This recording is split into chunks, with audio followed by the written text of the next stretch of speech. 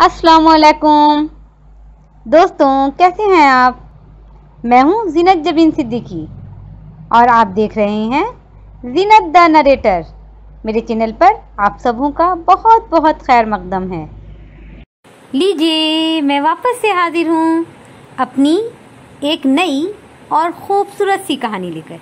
मेरी आज की कहानी है एक दीप जलाना है।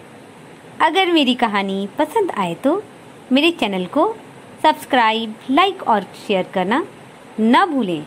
तो अब मैं शुरू करती हूँ। हाय, इस लड़की के नखरे ख़त्म ही नहीं होते। अब कोई आसमान से शहज़ादा नहीं उतरने वाला। अफीफ़ा भाभी की तेज़ आवाज़ मारवा के कानों में पड़ी, जो अपनी शादी के जिक्र पर नाराज़ होकर अपने कमरे में पड़ी थी। अब क्या कभी भी आसमान से शहज़ादा नहीं उतरा। मारवा ने करवट बदलकर तकिए को अपने चेहरे के ऊपर रख लिया। फिर घर बैठी रहो और इसी तरह जबान चलाती रहना। मुझे क्या, मैं ब्याह कर अपने घर में हूँ। अफीफ़ा भाभी का पारा मारवा के जवाब पर और चढ़ गया था। हाँ हाँ, बैठी रहूँगी, मेरी फिक्र छोड़ दें। जब अल्लाह की मर्जी होगी हो जाएगी शादी। मारवा पलंग पर और फैल कर लेट गई। दिन ढल रहा था मगर मारवा अपने कमरे से बाहर नहीं आई। जब ही अफीफ़ा भाभी उसके कमरे में आ गईं, वो तो बिल्कुल भी मारवा के पास आना नहीं चाहती थीं, मगर उनके शौहर फरीद साहब का हुक्म था कि मारवा को मनाकर खाना खिला दो, इसलिए उन्हें आना पड़ा था। उठो, चलकर खाना खा लो। एक हाथ से उन्होंने लाइट ऑन किया और दूसरे से मारवा के चेहरे पर से तकिया उठा लिया। भूख नहीं है। मारवा करवट बदल गई। तुम्हारे भैया का हुक्म है, मारवा को खाना खिला दो। अफीफ़ा भाभी उसके बगल बैठ गई। जब तक भैया इस रिश्ते के लिए इनकार नहीं करते मैं खाना नहीं खाऊंगी। मारवा पड़ी रही। पहले तुम खाना खाओ, रात इस मसले पर बात होगी। अब चलो, अब उठो।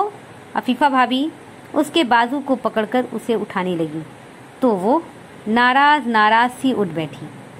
फिर फरीद साहब और अफीफ़ा भाभी के लाख समझाने पर भी मारवा अपने आए हुए रिश्ते पर तैयार नहीं हुई।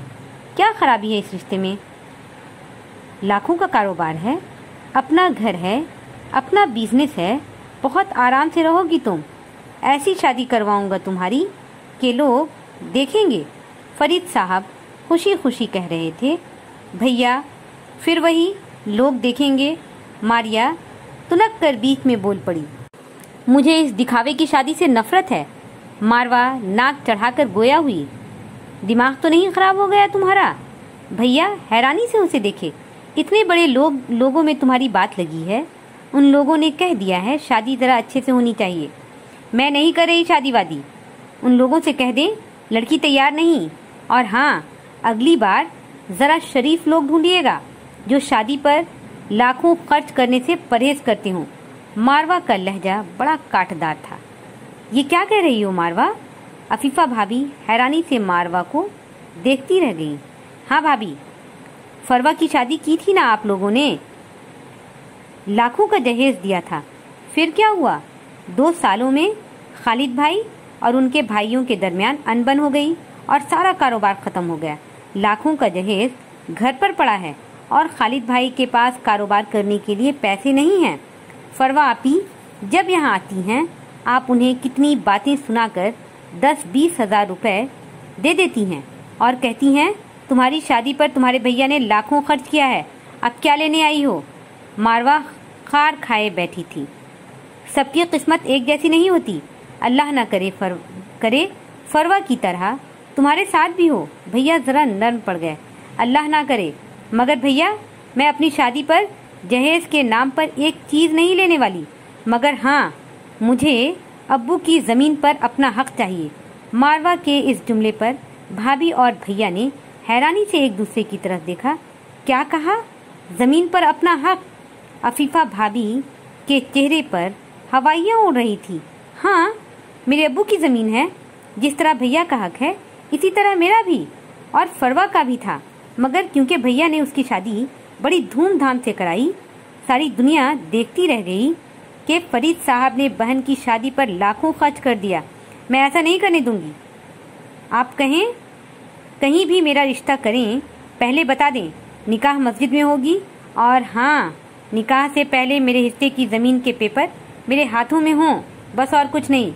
मारवा अपनी बात खत्म करके उठ गई, जबकि फरीद साहब और अफीफा भाभी एक दूसरे को देखते ही रह गए।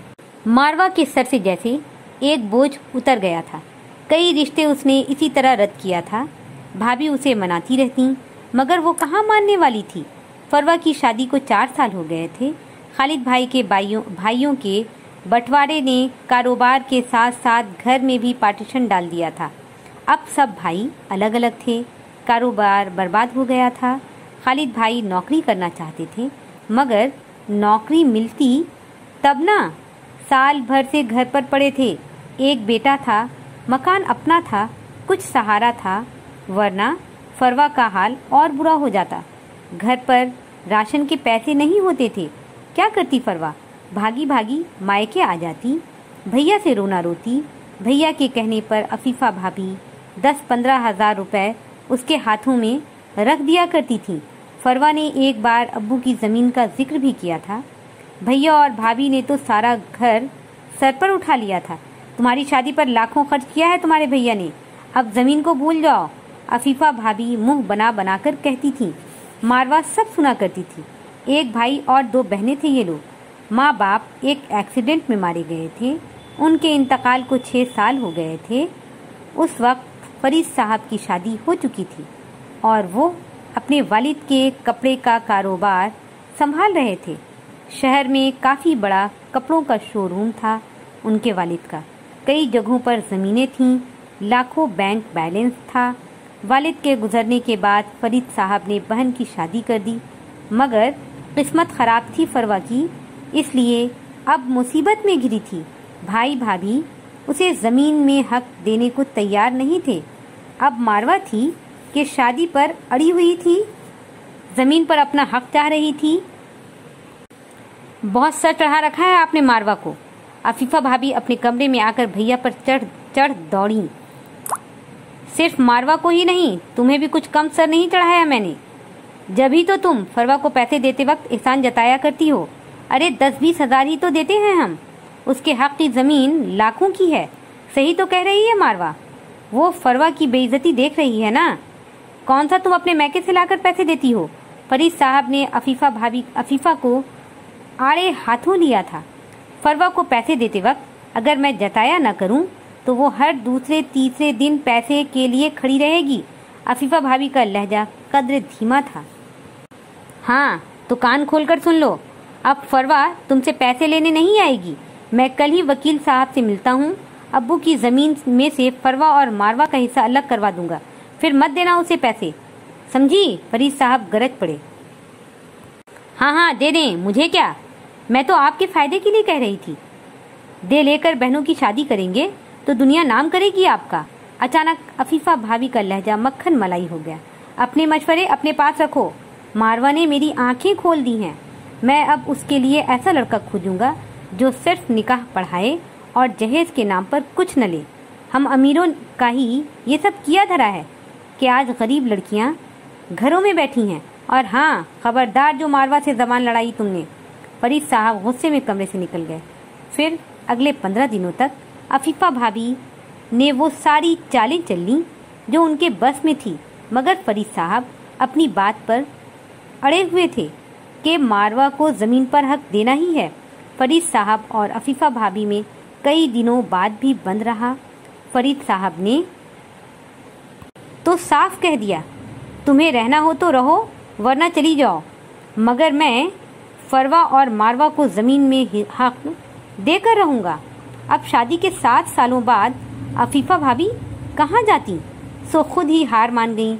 फरीद साहब ने उन्हें समझाया कि मारवा बिल्कुल सही कह रही है, ज़मीन अब्बू की है तो हम तीनों का हक है उसमें। मारवा ने गलत मुतालबा तो नहीं किया है, अपना हक ही तो मांगा है। शादी पर फजूल के दिखावे करने से परहेज किया है।